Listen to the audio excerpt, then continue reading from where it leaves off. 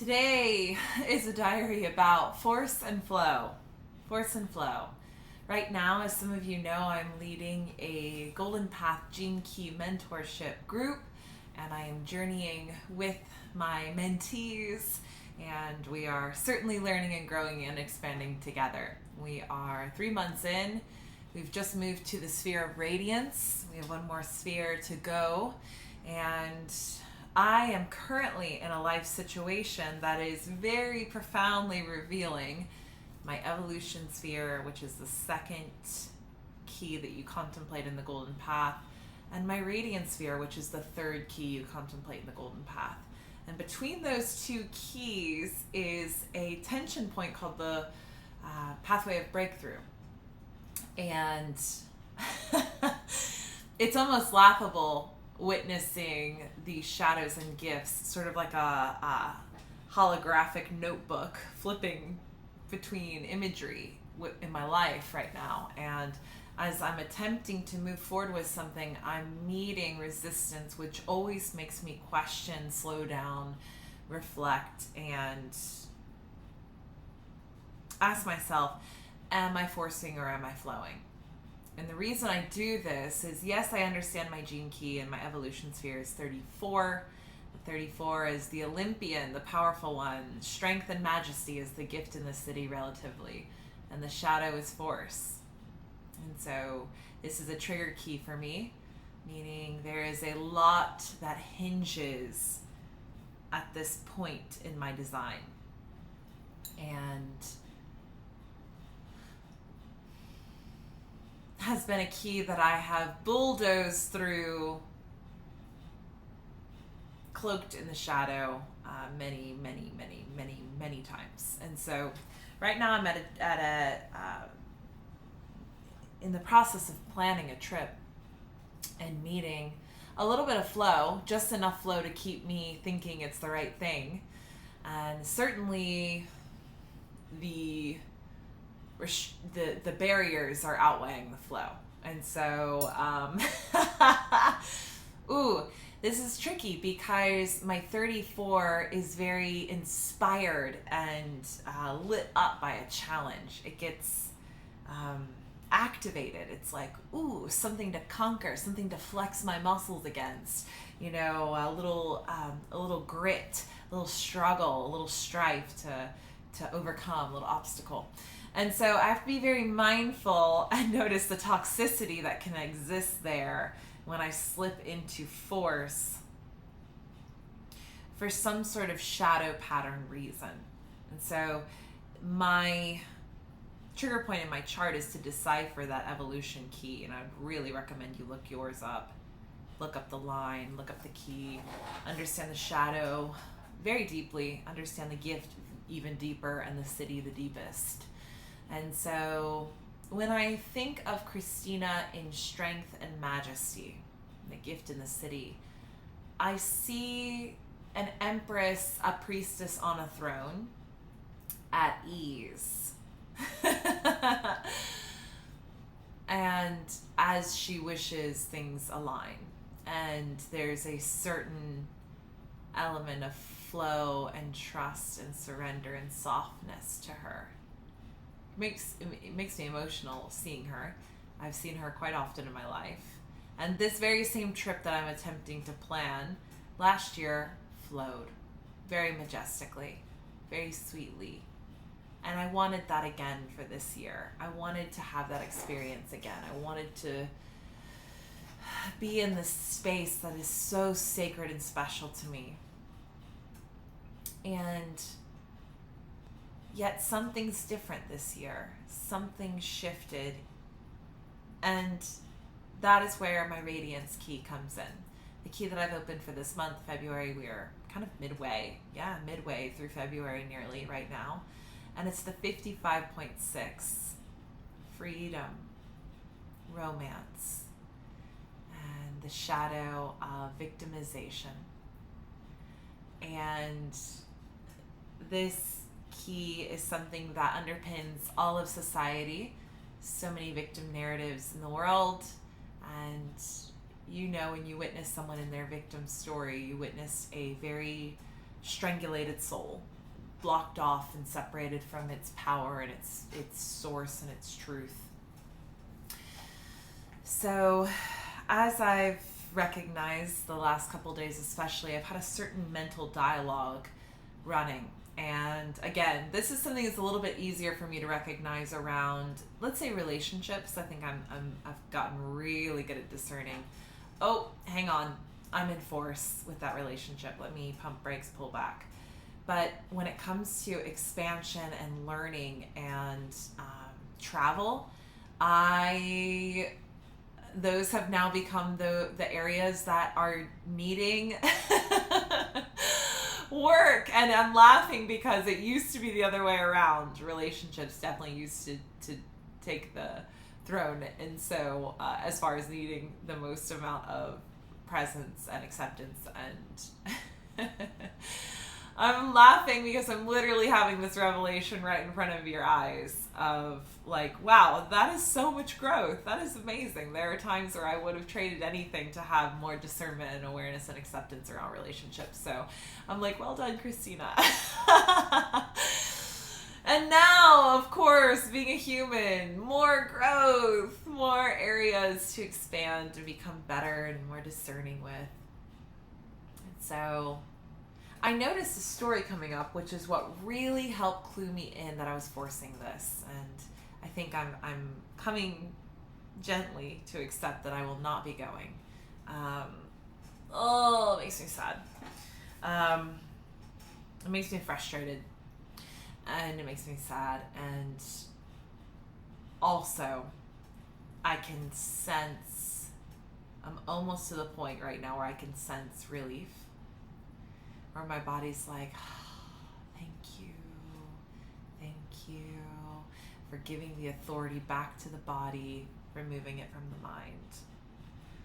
The mind is so seductive and so convincing, and you are not free from its grasp just because you've been contemplating human design and gene keys for several years, or mindfulness or breath work or whatever.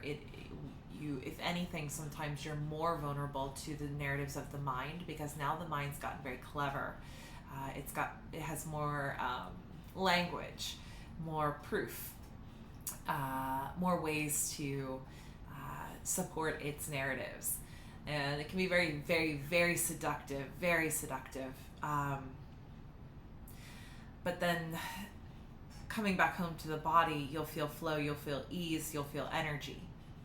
And of course, when we force things, we find we not only run into issues and problems that are the roadblocks I've been referring to, but we'll start to feel drained and anxious and nervous. And those are the energies that I've been feeling the past couple days, just this anxious angst, and mental loops. I've gotten really good at living a life that consistently is free of mental loops. So when they activate, I'm like, what is going on here? Let me get curious. So, I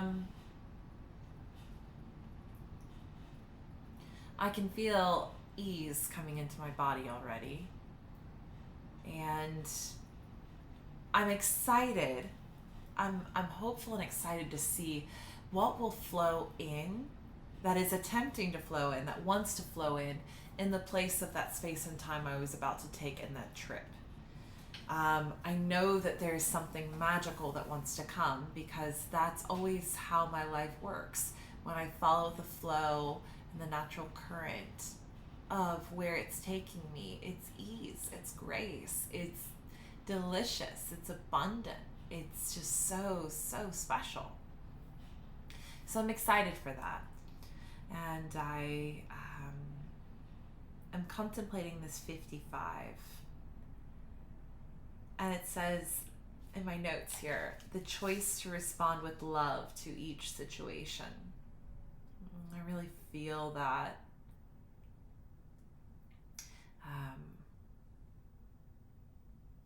narrative activated right now. Liberation from the illusion of right and wrong. It's right to go, it's wrong to stay, or vice versa. I embrace the natural flow of life. That's a mantra for the 55. absolute trust in life, abundance, faith, creativity, abundance in human form. This is the 55. Earth is a place of divine play. So, force and flow, force and flow, force and flow. For anyone with a 34, I really feel you. It is so fun to get to conquer something with our strength, but not if it's out of order.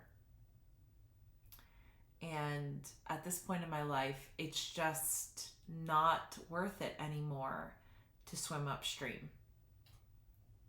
It's not. And so I'm already even thinking the last couple days I've been in force that I'm like, damn, why didn't I recognize that sooner? Because I've wasted a lot of energy. That's the truth. And maybe even made some mistakes along the way too in my force, and maybe involved other people that I might have affected them now in some sort of way that I hope isn't negative. But all I can do is learn now, and it's never too late to pivot. And that is something also that I had to come to terms with, of like, have I pushed already so far that like now it would be, I don't know, like a mistake to pivot, or letting people down to pivot? Would it be a failure to be like, oh, no, actually I can't go? And I'm like, no, that's authentic. I didn't know until now. I wasn't truly clear until now.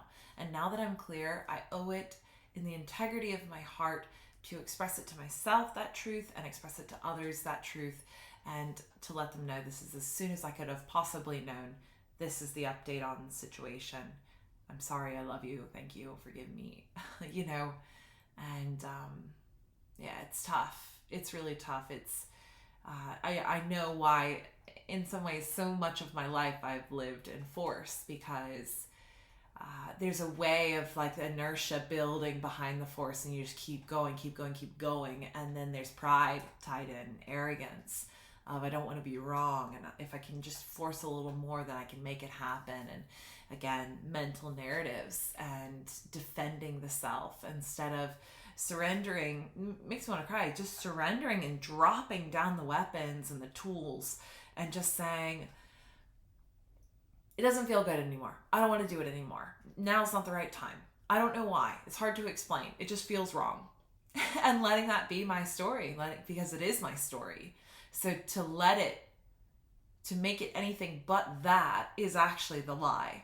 And that's shameful. And that's dishonest. And that's interesting to bring those terms in, because the final sphere in the golden path that we will be contemplating is the purpose sphere, and that is the 59 for me, 59.6, and that is about transparency, intimacy, and dishonesty. These keys, as you start to move into the radiance and the purpose, they start to unlock things in our DNA that really challenge us and are hard to put into words because they're unconscious. They're part of your unconscious design. So that's my thoughts. I'm still sad, but I feel empowered around it now. And I'm grateful that I could put this into words in some way, shape, or form, even though I know it's been very choppy as I'm still like very actively processing while I'm speaking. So if you've stuck around this long and it's supporting you in some way, shape, or form, amazing. If not, these are my diaries. So they get to nurture and nourish me and support me in my path. So we'll see if another timeline comes up that would be more aligned with this trip.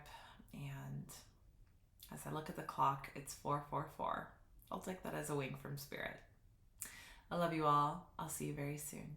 I hope you have a gorgeous evening, morning, weekday, weekend, wherever you are. Flow, don't force.